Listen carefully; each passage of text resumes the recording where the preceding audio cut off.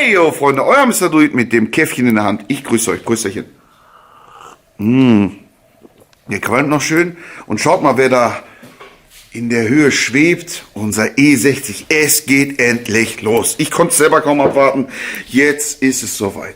Dieser schöne Bolide, ja, bekommt jetzt das i-Tüpfelchen unten herum, bevor wir das M-Paket dran machen. Das Video gestern habt ihr gesehen. Vielen lieben Dank für die ganzen, ja, Schriftzüge in den Kommentaren. Jetzt übrigens, ich sage es nochmal, ich habe schon auf Instagram gesagt, hier übrigens Instagram-Profil, ihr habt von mir 5%, wenn ihr Mr. Druid als Gutscheincode eingibt, 5% auf jedes Teil im Shop bei DM Autoteile. Das nochmal so zur Info. Von mir nochmal ein Dankeschön an euch und ich hoffe, ihr habt viel Spaß mit den Sachen. Dann hatten noch ein paar Leute geschrieben, bevor wir jetzt anfangen, die hatten mal in der Vergangenheit schlechte Erfahrungen gemacht, das ein oder andere Teil hätte wohl nicht gepasst.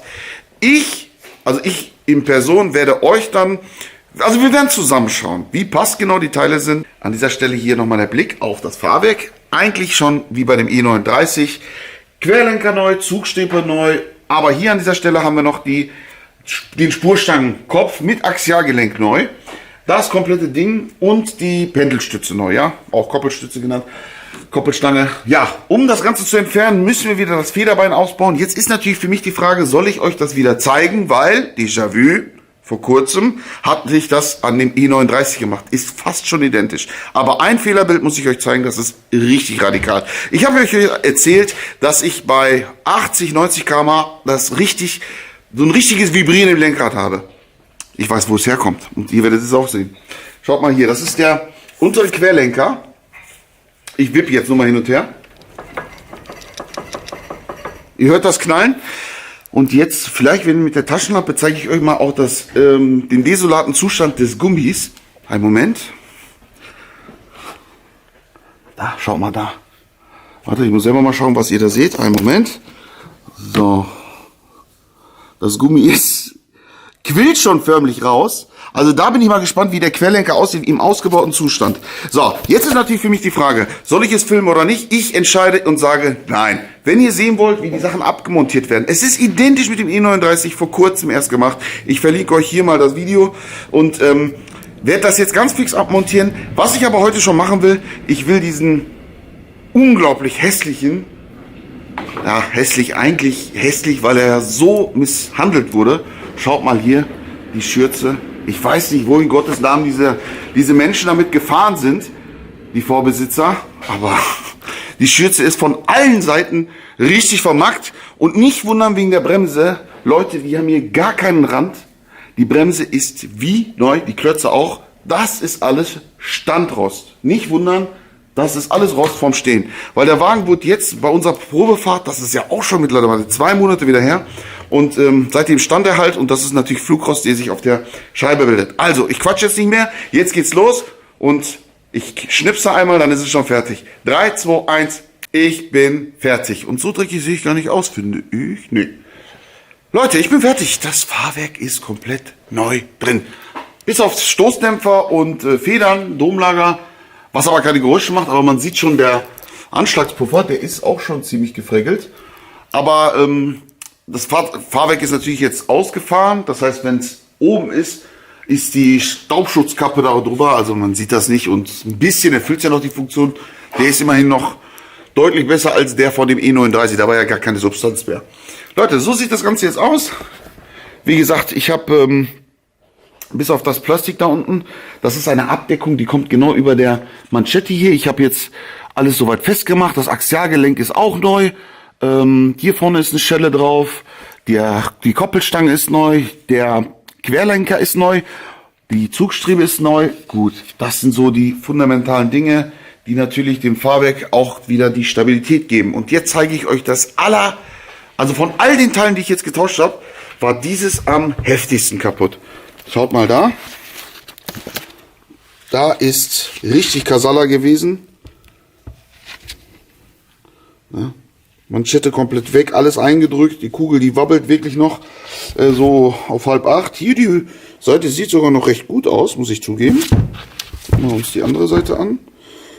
Ja, sieht auch noch sehr gut aus. Das ist sogar alles original vom BMW noch.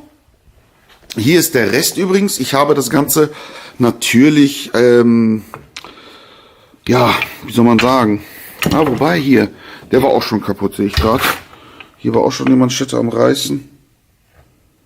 So.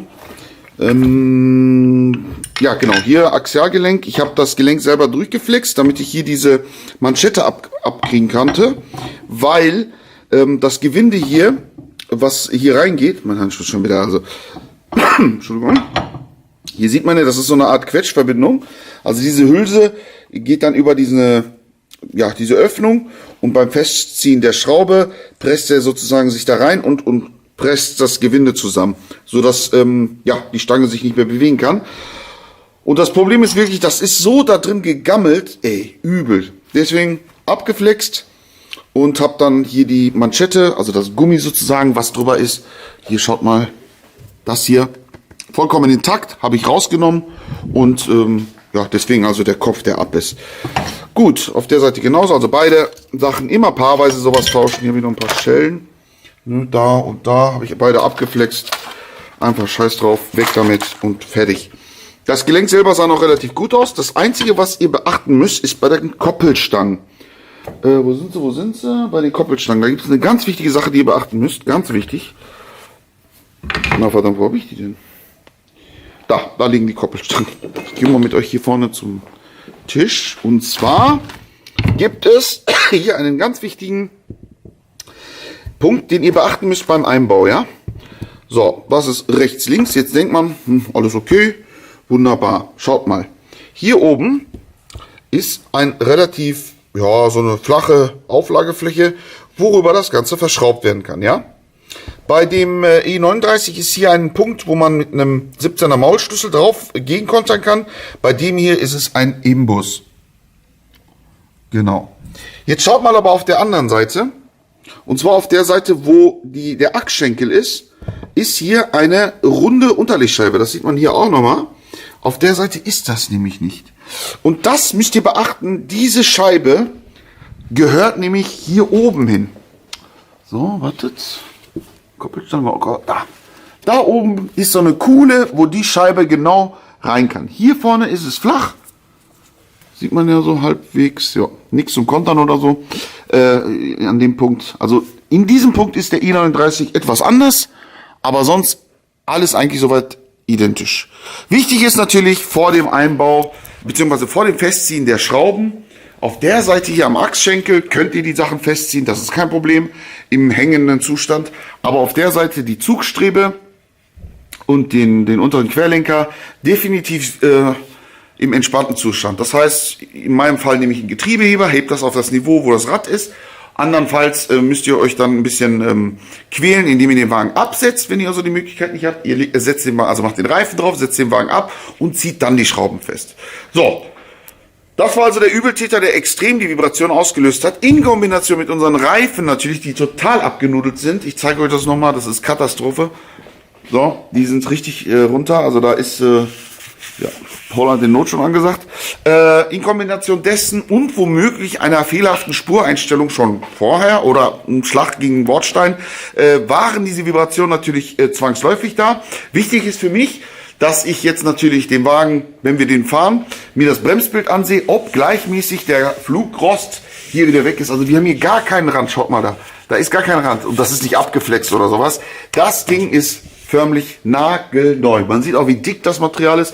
Also hier ist nicht irgendwie das Ganze durch eine fehlerhafte Bremse so angelaufen, sondern weil diese lange Standzeit war. Ich muss aber, wie gesagt, schauen, wie ist das Bremsbild, also ein bisschen auf die Autobahn bremsen, schauen, nutzt sich, beziehungsweise ist die Fläche dann komplett blank. Wenn das so ist, alles top, dann war es halt durch die Standzeit und jetzt ist wieder alles gut. Ansonsten, wenn da so teilweise noch Roststellen bleiben, muss ich in den sauren Apfel beißen und neue Klötze holen.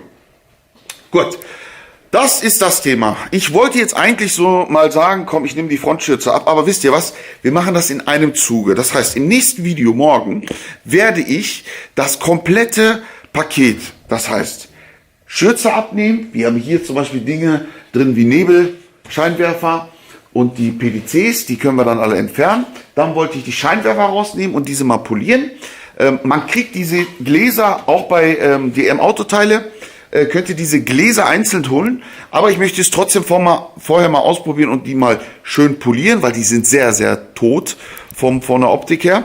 Ja, dann geht's an den Punkt Seitenschweller. Der Seitenschweller, kann ich euch mal sagen, oder die Seitenschweller, die beiden, die sind, also nicht wundern, hier ist normalerweise eine Abdeckung, die ist aber, ich weiß nicht, wie die gefahren sind, die ist komplett weg.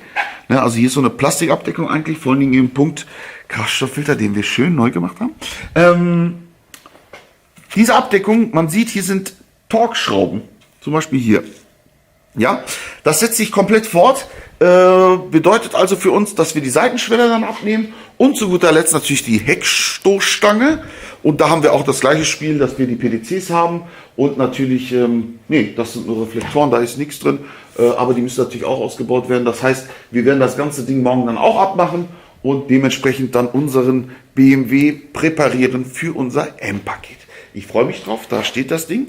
Wird auf jeden Fall richtig nice, weil vor allen Dingen auch das Ding lackiert ist. Du brauchst es nur dran machen und kannst sorgenlos fahren und dieser Lack ist professionell drauf gesprüht worden, Klarlack drauf, dies und das. Man kann theoretisch dann auch sofort mal nach der Probefahrt das Auto waschen und ist somit erledigt. Was wir natürlich machen werden, wir werden nächste Woche, also ich gebe euch einen Plan.